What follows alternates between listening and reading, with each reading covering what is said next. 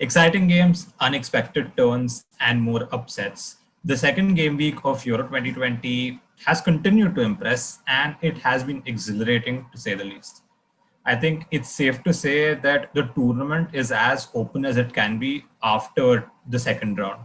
So, welcome to the Fall 6 review of the second match day of Euro 2020. Today on the panel, we've got Gyan, Jay, and Ishan. So, guys, let's head right into it. Group A saw Turkey facing off against Wales. Wales, courtesy of Aaron Ramsey masterclass. I mean, the guy put in an absolute shift. Got that all important goal set up by Gareth Bale, who went ahead and missed the penalty. But it was just a really wonderful game, and Turkey continued to disappoint. So, Ishan, do you think that the dark horse tag that we gave them when the tournament started, do you think that's fading away a bit? And do you think Wales actually have it in them to repeat the heroics of 2016? Yeah, I think, first of all, I don't think Turkey is playing all that badly. I mean, in this game, they had more possession, they had higher shots, but it's just not clicking for them. They're not really that clinical. They're not having that possession in the final third winning team should have. And I think that is what is costing them the most. And I think they are tending to lose their dark horse title.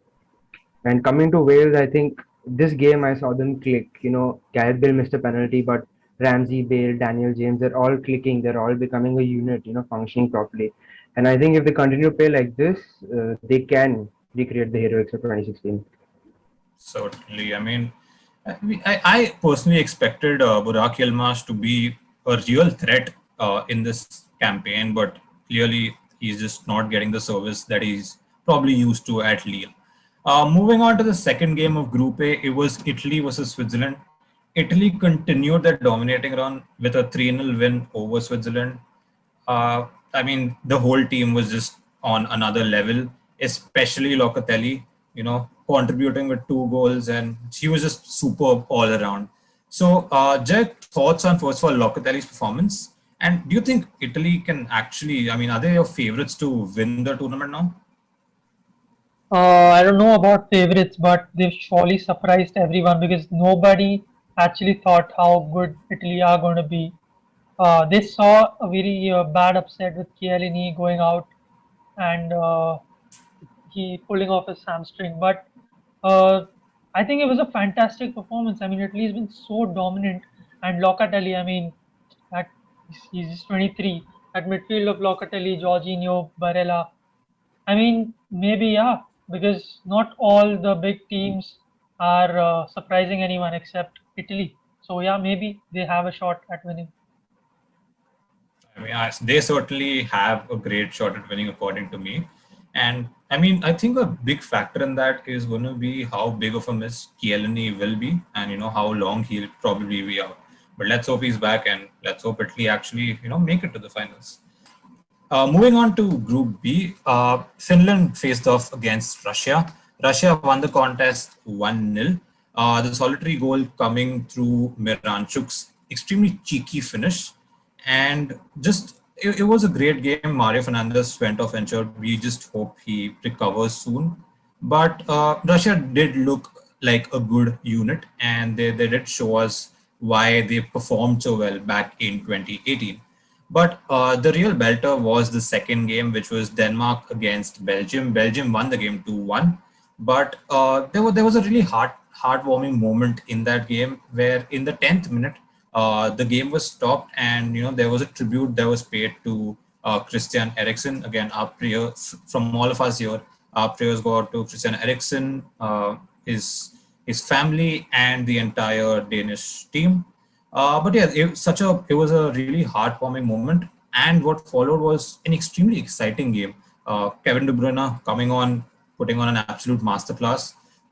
So, Ken, do you think that the Red Devils really impressed you in this game?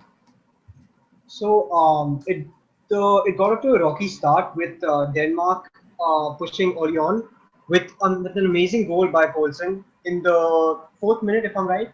And around the till the 20th minute, I think Denmark were dominating, which was very surprising. But after that, Belgium started to show their class with Torgan Hazard equalizing and Kevin De Bruyne coming on to change the game completely.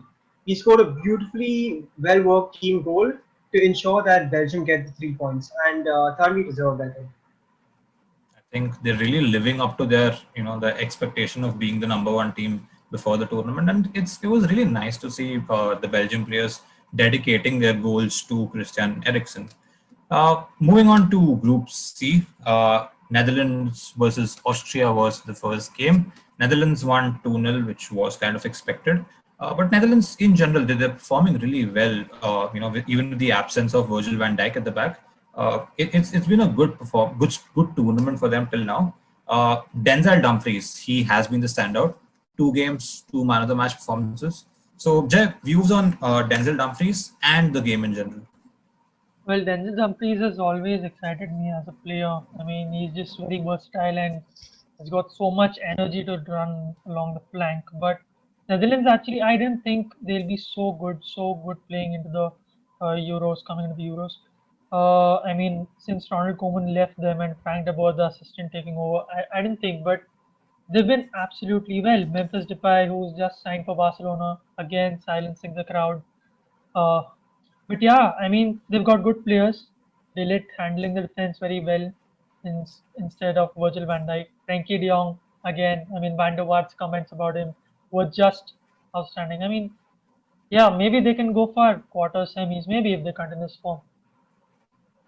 Fair enough. I mean, I think you as a Barca fan, you'll probably not miss out on any opportunity to appreciate Depay's involvement in the Netherlands games. But it's good to see that strike partnership of Weghorst and Depay up front. Weghorst did set up Depay for a wonderful goal, but he just shot over. So that was a bit disappointing. Let's hope he doesn't do that for Barcelona. Second game saw Ukraine come up against North Macedonia. It was a really exciting game. Again, it was like the Slovakia and Poland game last week. Not the most glamorous, but extremely exciting. There were 2 penalties, one at either end. Both were actually missed, but Macedonia actually converted it on the rebound. But Ukraine did win 2-1. So, Ishan, according to you, was it really an exciting game, or is it just me hyping it up? According to me, this was like a fantastic, top-notch game. I mean, according to me, in contention for the game of the week. I mean, the players may be underrated, and we don't know the teams very well, but I think the performances put out by both teams are very good. Ukraine, I mean, I think Shevchenko will be glad with the way, Yarmolenko, Zinchenko, all of them are playing. I think this was a very mature way of playing. One concerning thing would be missing the penalty because as in when they go further in the stages, they will have to probably face penalties. And as a young squad, will they be able to keep up the nerves? That's a question. But I think the game, all in all, was fantastic, and I think it's up there for this round. Great to know that someone supports my hype. And yeah, I mean, there's something about Yaremchuk and Yarmolenko. Even the first game week, Yarmolenko scored first, and Yaremchuk, I mean, came up with the second goal right after it. And the same thing happened this game. So it's something that's certainly working for the Ukraine team. Now heading into Group D, again, as I said last week, one of the most hyped groups just because of the presence of the English team. And the hype they're just not living up to the hype. They came up against Scotland, which was a really big, the talk was really going on because it was an all British game and all that. But it ended in a 0-0. Both sides, I mean, according to me, Scotland had the better chances. But all in all, it wasn't as exciting as we thought it would be, and England just put up another underwhelming performance. So, again, do you think England, they can go all the way in this tournament now? So it was a very anticipated game purely because of the rivalry between Scotland and England. But England again underperformed. I would think that Gareth Southgate's man management is quite terrible, to be honest. Not playing Sancho, not playing Bellingham, Rashford on the bench, and still keeping Sterling on was, I mean, I don't know. I found it very funny, and I don't think that was correct of him. Just because Sancho plays in the Farmers League, there were more chances for both sides. I think there were many chances for both sides, but yeah, I think a draw is deserved for both. I don't think England can make it far in this competition if they keep playing like this against top sides like France and Portugal and Germany, Italy and all. I think they'll fake in the as they reach the latter stages of this tournament. So, I mean, it's interesting to know that you're calling a team, a really good team, playing in a really good league, and you're calling the league a farmers' league, wherein your favorite club, Man United, is actually trying to sign a player from that very league. Interesting to know. But yeah, I mean, if England continue these performances, I don't think they're getting anywhere. And it was really good to see Billy Gilmore perform as well. He did, won the man of the match on his Euro debut. So always good to see as a Chelsea fan myself. Moving on to the second game, it was Czech Republic versus Croatia. The Czech Republic, they just continue to impress me with every game they play. It seems like Souček too, but I think Soufal, he's picked up from where he left off his season with West Ham. He put in an absolute shift, but it was Patrick Schick again coming up, scoring that all important goal, giving them the lead against Croatia. They did come back after the first half break. So, Ishan, do you think the Czech Republic, they've become your dark horses for the tournament now? Definitely. I mean, I think they are the team which is we didn't expect Czech Republic to do anything of this sort. A phenomenal performance in both the games, and Patrick Schick, the name in both the games. His penalty against Croatia was great, and I mean he was not in the best state to take it, but as calm as you can get. And I think that puts a lot of pressure on Croatia now because they've got only uh, what 1 point on board and one more game. They have to either finish second or they have to be the one of the best third place teams. So I think the next match against Scotland, which is a great defensive side, they have to really push and push, and I think that's the pressure now. I Think think the state in which the Sheikh took the penalty, I don't think any of us would even see what's happening on the pitch. I mean, his face was all turned red. Nobody would see anything.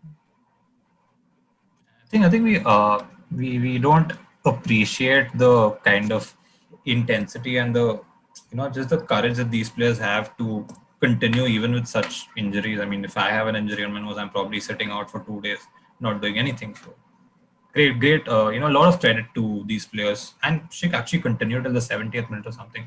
So that's a considerable amount of time coming up against the Czech defenders. So yeah, I mean, I really hope Czech continue to play well in this tournament. Moving on to Group E, the game was Sweden versus Slovakia. Sweden won 1-0. Uh, the Swedish team, they've shown some great defensive performances, and they have shown hints of being really lethal up front with the presence of someone like an Alexander Isak and also Emil Forsberg at times. Jan, what are your views on the game? And do you think that this wonderful combination of clinicality up front and good defensive performances can take the Swedes really far in this tournament? So Sweden versus Slovakia was a very defensive game, but there were many chances in that game. I think it was goalkeeping excellence from both Dubravka and Olsen. The amount of saves both of them pulled off was incredible to see, and a lucky penalty separated the two sides with Berg scoring. I mean Forsberg, sorry, scoring, and I think Sweden deserved the win with Alexander Isak playing really well throughout the entire game. It's always good to see these games where there's a lot of shots and you can see the keepers involved. It's just a wonderful sight to see. Moving on to the second game of Group E, it was Spain versus Poland. Spain again having the majority of the ball, dominating the game throughout, not letting their opponents have any time on the ball, still coming up short and not securing the 3 points. The game ended in a 1-all, with Lewandowski scoring for Poland and Morata turning in for Spain. Jay, do you think that, as I mentioned last week, the lack of clinicality in this team, the lack to finish goals, is it going to affect them? And do you think they might just not make it through the group stages? The lack of clinicality is going to punish them. That day, even I think the lack of Sergio Ramos has punished them, who could not score the penalty, Gerard Moreno. I mean, I don't think Morata could even finish his dinner at the night. I mean, he's just so bad on goal. I mean, from David Villa and Torres to Alvaro Morata, he's not scoring goals. He's getting all the chances. I mean, the midfield, they're creating a lot. They're creating, I think, more than any other team, but no finishing, no goals. And that's just not Spain, I think. That's really not Spain. I think Lucho needs a big, big call to do something. Otherwise, if they finish third with low points, they might just go out in the Euros group stage. It's a big call to make now. And they're playing Slovakia next, and they have actually performed really well. So I think Spain do have a challenge up front. Morata needs to learn something from Patrick Schick, man. Absolutely. That's true. It'll be really heartbreaking to see Spain go out because, unlike England, Spain's actually playing good football. They just got a really bad number 9 who's just not turning in the goals. So I really hope. I mean, even Marcus Llorente, you got one of the most attacking right backs in the tournament, and even then you're not seeing Spain score a lot. It's just heartbreaking. I just hope they continue and probably come up against probably more open teams in the knockout stages, and we really get to see how talented they can be. So moving on to the final group, the group of death, it continues to impress. It impressed us so much in this second game week too. Two very exciting games. Firstly, it was France versus Hungary. Hungary, defying all expectations and actually securing a point in the group of death. It was just fascinating to see, especially the fact that they're playing the Puskas Arena, their home ground, with 70,000 fans plus in the stadium. The vibe was just electric when the goal was scored, and I don't know, France just they just couldn't beat that really resolute defense of Hungary. So Jay, views in the game, how was the performance put in by Hungary? I mean, Hungary, the more I appreciate, I think they deserve everything. Securing a point against this France team is just too good. I mean, they put all the big teams in pressure. They even played well against Portugal. But I think talking about France, I think the F1 is not working. I think they need the go-kart back. I mean, the Giroud from 2018 who holds up the ball and create space on the wings. I think they just need that kind of a player now. I think it's too much of Benzema, and bring in Giroud for the final game against Portugal. Their midfield, Kante, Pogba, they're just fantastic. Griezmann showing up, Mbappe is good, but they miss something which I think Giroud used to add, and I think they need it ASAP. The Giroud did tee up Mbappe for a really good shot in the dying stages of the game, but I guess that's all we could see from him. And Hungary, they've the first game, according to me, it's not a fair reflection of the scoreline, the 3-0 scoreline. It's not a fair reflection of the game they actually played. Till the 80th minute, we were all like, okay, Hungary's actually gonna walk away with 1 point, but that just didn't happen. And a 3-0, just not fair to them. But anyway, that's the Euros. You can't really help it. Moving on to the final game of the match day. It was the most exciting. We can't. There's not too much to debate about that. Germany versus Portugal. Germany winning 4-2. Robin Gosens putting in an absolute shift at left wing back, being extremely dangerous. Portugal scoring 2 own goals. It was just too exciting. And these are the kind of games that we look forward to when we see a tournament as big as Euros coming up. So again, what do you think? Was it the most exciting game, not only from this match day, but from the last match day as well? I mean, it's definitely exciting when two heavyweights clash with each other, and we definitely got fireworks with 4-2 with a scoreline which you do not see normally nowadays. With Ronaldo starting off the scoring, Portugal looked to be in the lead, but unfortunately, 2 own goals by Ruben Dias and Rafael Guerrero saw them slip back down at halftime. I think after halftime, Germany came out looking like a very, very, very strong composed side, with Kai Havertz making it 3-1 and Robin Gosens making it 4-2. Diego Jota scored a consolation goal, but I think just wasn't Portugal's night, and Germany clearly dominating the game. Sad for Ronaldo and co, but I'm pretty sure they will come back on the third match day looking to qualify for the next round. a move that really confused me in the game was that he actually took out Bernardo Silva and he had Danilo and William Carvalho playing when you've gone down 2-1 against Germany. Just didn't make sense to me. I think the most exposed person on the pitch that night was Nelson Semedo. As a Barca fan, I just remember the night what Alfonso Davies did to him in the 8-2. So I couldn't not see it. I mean, I just could not see. His positioning was just all over the place. He didn't know where Gosens is going. So that was crazy. Defensively, Portugal looked very, very weak. I don't think they could handle Germany's attacking prowess. And even attackingly, even in an attacking manner, there wasn't a lot that we saw in the first half. It was me. I think second half, once Rafa Silva and Renato Sanchez came on, that was when we saw a bit of creativity in their midfield. I think Renato Sanchez needs a lot of credit for the way he's been playing. In the first game, he came up, and the run which led to the penalty was all Renato Sanchez, I think. And even in this game, the shot from range which hit the bar, I think he's playing great games, and I think he's one of the best young players we're seeing in this tournament. I think an appreciation band for Renato Sanchez is worthy of you interrupting me in my ending note, but that's fine. Okay, so that wraps up our review for all our games in match week 2. Just to wrap this up, I like to do this one thing where I actually ask you all what was number one, your favorite match of the match week, and also your top player of the match week. So let's start off with your match of the day, match of the week. Ishan, start us off. What was your favorite game? So, like I had said before, Ukraine and North Macedonia was a great game. But Portugal and Germany was just on another level. It's purely that for me. Jay?